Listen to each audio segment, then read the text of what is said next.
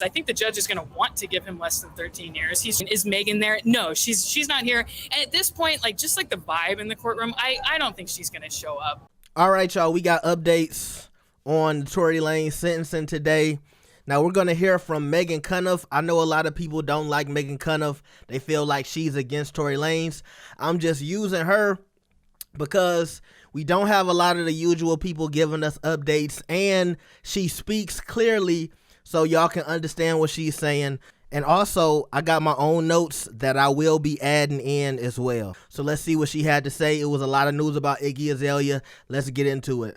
Letters yet. We haven't seen any of the letters yet. They weren't filed publicly. Judge Hereford did say he is going to make them available like on the public record, so I'll be able to get those later. I don't know if it's today, but that's going to be huge. I think he said it was 76 people who wrote letters, and Iggy Azalea was the biggest name that I knew. And the quote that Hereford read from the letter was that she urged him to impose a sentence that is transformative and not life-destroying. And Hereford went through, read the names of each person that he got a letter for, and gave a brief summary. So some of the names were more recognizable than others. Like I said, Iggy Azalea was the one that really popped out to me, but there were letters from family members, letters from managers, that kind of thing. This got me. His 5-year-old son, Kai, or 6-year-old son now, wrote a handwritten letter to the judge that the judge mentioned. And Kai is not in court today. I haven't seen the son at all, but all those should be available on the public record. The son's handwritten letter might be a little harder to get, but they're going to have to scan that in and make it part of the record. So we're going to see that. The most interesting thing to me in the letters was the jailers who'd written on his behalf. There was a chaplain who talked about just how the amazing things that Tory has done in the jail since he's been in jail, in lockup, the solitary confinement or the protective custody unit that he's on. He's implemented a nightly prayer, a daily moment of prayer. And they talked about it in the letter, and then the chaplain actually was there and talked in person about it and just said that it's just amazing to see all the TVs go off at 9 o'clock and everyone's in prayer, and he's never seen anything like it. Also, I want to put in here, there was exactly 77 letters, if I'm not mistaken, that were sent in on Tory's behalf, okay? Is Megan there? No, she's not here. And at this point, like just like the vibe in the courtroom, I don't think she's going to show up. You know, I mean, I bet she did submit some kind of letter to the prosecutors that they'll read. But at this point, I'll be really surprised if he shows up. But that doesn't mean that she's not going to. And I think they are going to have some kind of statement from the prosecutors about her. So in your personal, I'm assuming that means opinion, what do you think will be a sentence? I don't know. After I read his defense memo, I was like, they're not really giving the judge any reason to give him less than the 13 years. But just looking at the judge and the way he is, I think the judge is going to want to give him less than 13 years. He's just going to have to like find a reason to. So it's going to be pretty interesting to see what happens with it all. We had the chaplain talk, and then we had and it's hard to get the spelling of the names, but it was a guy who'd worked in marketing for Tory starting in 2018, and then kind of was working more closely with him on charity drives. And he really detailed testimony about, Tory's involvement in different charity drives and how he's always looking for a way to give back. He called him Daystar. He said he's always looking, anyone who knows Daystar knows that he's always making music and he's always looking for a way to give back. So, and then Sunstar got up and spoke. And that, kind of touched me because everybody in the courtroom remembers when he just freaked out after the verdict and was like, whoa, dude, that wasn't normal. But he was very, he wasn't just all out crying, but he was emotional. And he said that he wanted to say something personal to the judge. And he cited the Romans and just said that he respects the judge. He wants the judge to know that he respects him and that he apologized for the big outburst.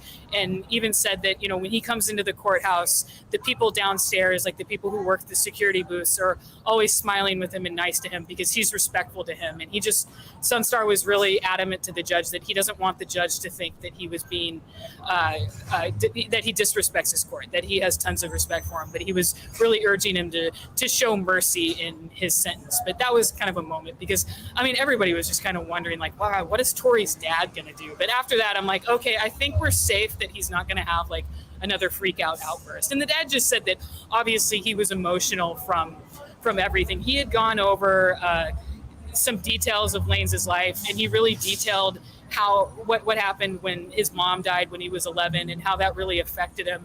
And then when he moved into the apology to the judge, he just said that he sat in that courtroom in the trial and he didn't hear any of that, and he just heard people trying to make Tory out to be a bad guy. And I'm just sitting there like, well, it's because it's not relevant, dude. Like, all the stuff about his background and stuff, of course that didn't come into trial. It's not relevant. But he was just explaining how his emotional outburst, and really did just apologize to the judge for that. So that was interesting and kind of not something that I expected. All right, now first off, I'll give Megan Cunniff her credit because she did report what happened in court the way my notes say, because I heard some people let me know what's going on, and she talked about how the father spoke on Tory's behalf.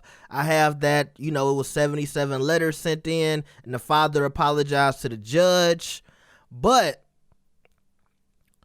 Megan did have to say that she felt like a lot of the stuff that's going on in this sentencing is unusual, and if this was anybody else, a judge wouldn't be letting all of these people come up and basically speak on somebody's behalf. And to a certain degree, I agree with that, but at the same time, it's a high profile case.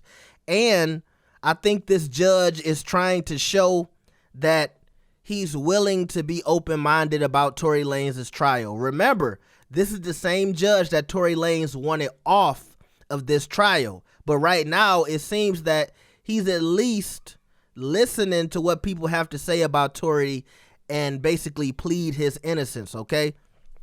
Now, something I didn't hear Megan Cunniff talk about was there was an argument in court about whether or not Meg was a vulnerable victim, okay? And this argument started because basically she got back in the car with Tory. Remember, the police came and he supposedly shot her, but then she got right back in the car with somebody who's supposedly trying to take you out. And that's where this argument about whether or not she was vulnerable, whether or not she was quote unquote a victim got started. And what people in the court say is that the judge finally just agreed that she was a vulnerable witness, and basically that he just went on with the prosecution. They argued it, but eventually he agreed with the prosecution, who is basically Megan Thee Stallion's lawyers, all right? Or the people who are fighting on Megan Thee Stallion's behalf, okay? Now, remember, Tory is looking at potentially 13 years, and like Megan said, it seems like the judge is looking for a reason not to give him 13 years. I'll say this. If Tory gets about 5 years, I think you can walk that down. You can do that time, and when I say walk it down, it might not be a whole 5 years. Maybe he serves 2 or 3. You know what I'm saying? But I think that's the most or the best case scenario in this situation. I don't see Tory walking out of this situation without any jail time, okay? I'm going to try to get this video out for y'all real quick. Make sure you like the video and subscribe. I'm going to have more updates as they come. I'll see y'all in a few. Peace.